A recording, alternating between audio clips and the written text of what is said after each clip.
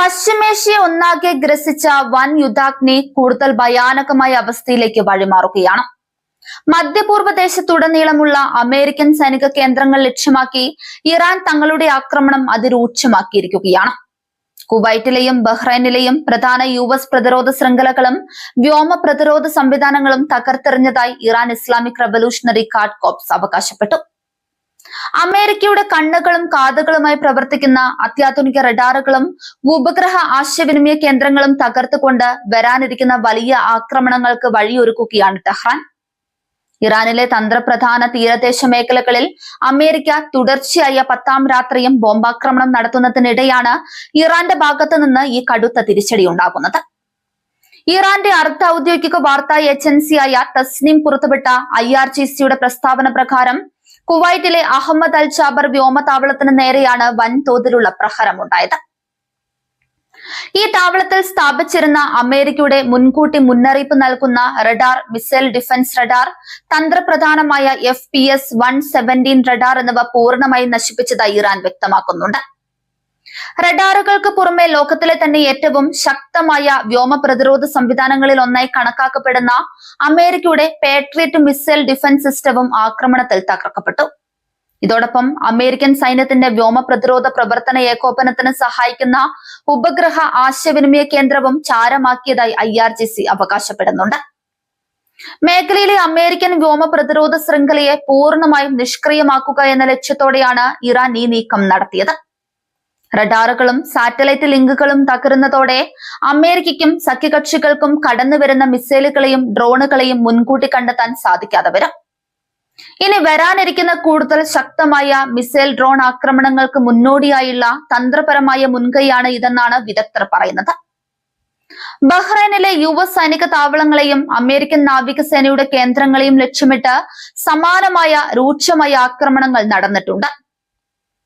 Gulf മേഖലയിലെ അമേരിക്കയുടെ സാന്നിധ്യത്തിന് ഭീഷണി ഉയർത്തുന്ന രീതിയിലാണ് ഇറാന്റെ ഓരോ നീക്കവും വിഭാവനം ചെയ്തിട്ടുള്ളത്. അമേരിക്കൻ സേനയുടെ പ്രവർത്തന ശേഷിയെയും പ്രതിരോധ കവചത്തെയും ഒരേ സമയം തളർത്താൻ ഈ ആക്രമണങ്ങൾക്ക് കഴിഞ്ഞിട്ടുണ്ടെന്ന് ടെഹ്റാൻ അവകാശപ്പെടുന്നുണ്ട്. ഇറാൻ അതിരൂക്ഷമായ ഈ തിരിച്ചടി നൽകുമ്പോൾ മറുഭാഗത്ത് അമേരിക്കൻ വ്യോമസേന ഇറാനിൽ സമാനതകളില്ലാത്ത ബോംബ് വർഷമാണ് നടത്തുന്നത്. തുടർച്ചയായി 10ാം രാത്രിയും ഇറാനിയൻ തീരദേശ നഗരങ്ങളെയും സൈനിക താവളങ്ങളെയും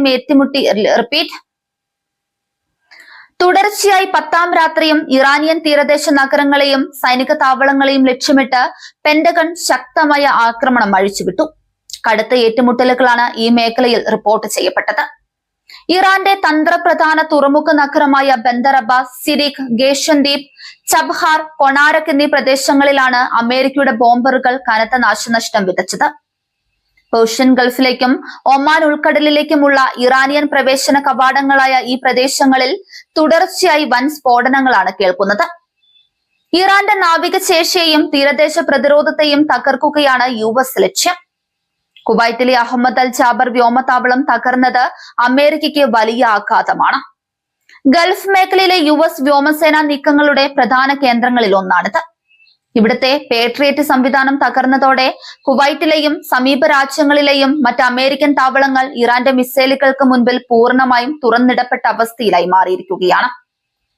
US ഉപയോഗിച്ചിരുന്ന FPS-117 റഡാറുകൾ ദീർഘദൂര വ്യോമാതിർത്തി നിരീക്ഷണത്തിന് അത്യന്താപേക്ഷിതമായ സംവിധാനങ്ങളാണ്. ഇവ തകർക്കപ്പെട്ടത് അമേരിക്കൻ വ്യോമസേനയുടെ നിരീക്ഷണ ശേഷിയെ സാരമായി ബാധിക്കും. താഴ്ന്നു പറക്കുന്ന ഇറാന്റെ ആത്മഹത്യാ ഡ്രോണുകളെയും ക്രൂയിസ് മിസൈലുകളെയും തിരിച്ചറിയാൻ അമേരിക്ക ഇനി കഠിനമായി പരിശ്രമിക്കേണ്ടി വരും. അമേരിക്കൻ പ്രസിഡന്റ് ഡൊണാൾഡ് ട്രംപിന്റെ ഭരണകൂടത്തിന് മേൽ വലിയ രാഷ്ട്രീയ പ്രഹരമാണ് ഈ വിവരങ്ങൾ ഉണ്ടാക്കിയത്. അമേരിക്കയുടെ അത്യാധുനിക പ്രതിരോധ സംവിധാനങ്ങൾ പോലും ഇറാന്റെ ആക്രമണത്തിന് മുൻപിൽ തകർന്നടയുന്നത് വാഷിംഗ്ടണിൽ വലിയ ആശങ്കകൾക്ക് വഴി തുറന്നു. അമേരിക്കൻ സാങ്കേതിക വിദ്യയെ നേരിടാൻ ഇറാൻ അത്യാധുനിക ഹൈപ്പർസോണിക് മിസൈലുകളും റഡാറുകളുടെ കണ്ണുവെട്ടിക്കാൻ കഴിയുന്ന സ്റ്റെൽത്ത് ഡ്രോണുകളുമാണ് ഉപയോഗിച്ചതെന്നാണ് സൂചനകൾ. ഒരേ സമയം കനത്ത മിസൈൽ മഴ പെയ്ച്ച് അമേരിക്കൻ പാട്രിയറ്റ് സംവിധാനങ്ങളെ നിഷ്പ്രഭമാക്കുന്ന തന്ത്രമാണ് ഇറാൻ പുറത്തെടുത്തത്. ഇത് അമേരിക്കൻ സൈനിക തന്ത്രജ്ഞരെ പോലും അമ്പരപ്പിച്ചു. തുടർച്ചയായി ബോംബാക്രമണങ്ങൾ നേരിട്ടും ഇറാന്റെ പോരാട്ടവീര്യം കുറഞ്ഞിട്ടില്ല എന്നത് ശ്രദ്ധേയമാണ്. സ്വന്തം രാജ്യത്തെ പ്രധാന നഗരങ്ങളിൽ ബോംബുകൾ പതിക്കുമ്പോഴും അയൽ രാജ്യങ്ങളിലെ അമേരിക്കൻ താവളങ്ങൾ കൃത്യതയോടെ തകർത്തുകൊണ്ട് ഇറാൻ തങ്ങളുടെ ആധിപത്യം തെളിയിക്കുകയാണ്. സൈനികമായും മാനസികമായും തങ്ങൾ പിന്മാറില്ലെന്ന വ്യക്തമായ സന്ദേശമാണ് ടെഹ്റാൻ നൽകുന്നത്.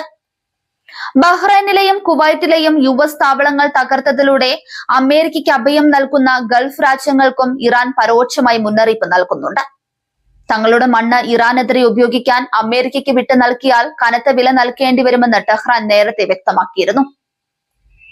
ഒമാൻ ഉൾക്കടലിന്റെയും പേർഷ്യൻ ഗൾഫിന്റെയും നിയന്ത്രണം കൈവശം വെക്കാൻ ഇരുവിഭാഗവും നടത്തുന്ന ഈ പോരാട്ടം അന്താരാഷ്ട്ര എണ്ണ വിപണിയെ വൻ തകർച്ചയിലേക്ക് തള്ളിയിടും.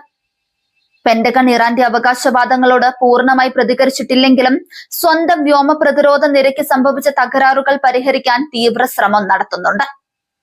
പശ്ചിമേഷ്യയിലേക്ക് കൂടുതൽ എയർ ഡിഫൻസ് സംവിധാനങ്ങൾ എത്തിക്കാൻ അമേരിക്ക നിർബന്ധിതരാക്കും. എന്നാൽ ഇറാൻ റഡാറുകൾ തകർത്ത സ്ഥിതിക്ക് പുതിയ സംവിധാനങ്ങൾ സ്ഥാപിക്കുക എന്നത് എളുപ്പമല്ല.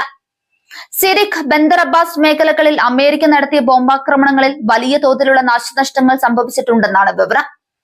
എന്നാൽ ഈ നഷ്ടങ്ങൾ വരും ദിവസങ്ങളിൽ തങ്ങളെ കൂടുതൽ കടുത്ത നടപടികളിലേക്ക് നയിക്കുമെന്ന് IRGC വക്താക്കൾ മുന്നറിയിപ്പ് നൽകുന്നുണ്ട്. ഈ യുദ്ധം ഇപ്പോൾ വെറുമൊരു നിഴൽ യുദ്ധമല്ല, മറിച്ച് പശ്ചിമേഷ്യയുടെ ഭൂപടം മാറ്റിവരയ്ക്കുന്ന സമ്പൂർണ്ണ പോരാട്ടമായി മാറിക്കഴിഞ്ഞു. അമേരിക്കൻ വ്യോമ പ്രതിരോധ സംവിധാനങ്ങളുടെയും റഡാറുകളുടെയും തകർച്ച പശ്ചിമേഷ്യയിലെ ശക്തി സമവാക്യങ്ങളെ മാറ്റിമറിച്ചിരിക്കുകയാണ്.